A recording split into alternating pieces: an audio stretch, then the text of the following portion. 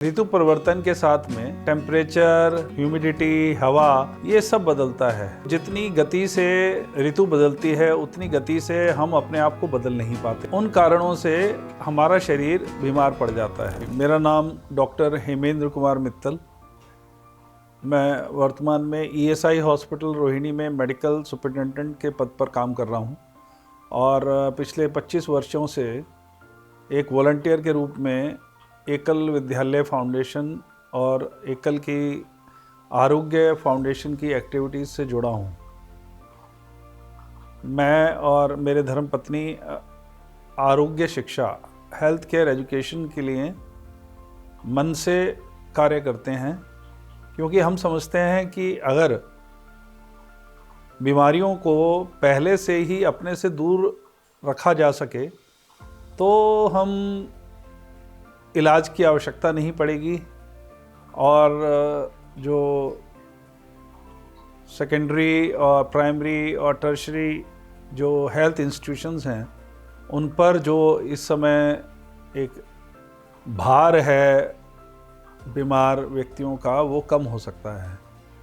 इसके लिए हम निरंतर प्रयास करते हैं। तो जैसे कि आपने पूछा कि इस समय हमारे भारत में किस प्रकार की बीमारियां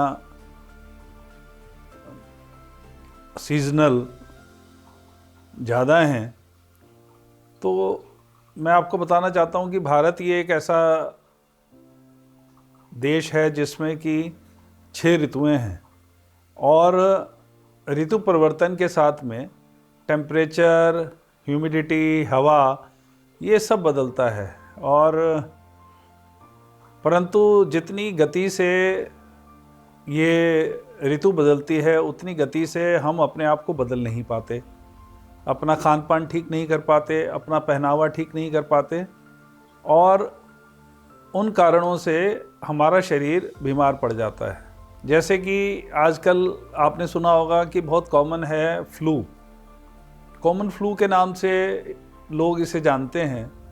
इसमें अक्सर मरीज़ को बुखार, खांसी, जुकाम, गला पका सा महसूस होता है, शरीर में दर्द होता है और शुरू में व्यक्ति बहुत इसको कैजुअल वे में लेता है, परंतु जब बुखार तेज़ हो जाता है तो अक्सर आपस में एक दूसरे को यह कहकर कि ये वायरल हो गया है, वो उसको विश्राम करना पड़ता है। ये हमारा बहुत कॉमन कारण है सिकनेस एब्सेंटेज़म का, मतलब बीमारी के कारण जो हमारे लोग छुट्टी लेते हैं उनमें बहुत कॉमन है फ्लू।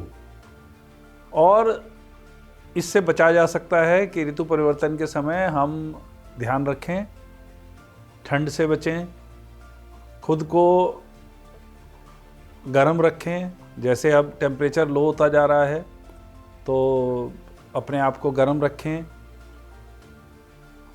गर्म कपड़ों का इस्तेमाल टेम्परेचर के अनुसार करना शुरू करें। ख़ास तौर से रात को ओढ़ने का विशेष ध्यान रखें, ख़ास तौर से बच्चे और जो हमारे परिवार में 60 साल से ऊपर के आयु के लोग हैं उनका हमें विशेष ध्यान रखना है, क्योंकि जब वो टेम्परेचर रात को कम होता है और वो एक्सपोज रह जाते हैं, कोल्ड एक्सपोजर के कारण जो वायरस होता है वह अधिक संक्रामक हो जाता है और वो अटैक करता है और उसकी वजह से हमारा जो थ्रोट है वो वायरल इन्फेक्शन का शिकार हो जाता है, जिसके कारण हमको फ्लू हो जाता है। आमतौर पर ये फ्लू 3 से 5 दिन तक रहता है और स्वयं अगर हम गर्म पदार्थों का सेवन करें और ठंडा खट्टा अवॉइड करें, बुखार के लिए क्रोसिन लें, तो आवश्यकता नहीं पड़ती बहुत अधिक इलाज की और यह नॉर्मली 3 से 5 दिन में सेल्फ सस्टेन, मतलब सेल्फ कंट्रोल्ड हो जाता है।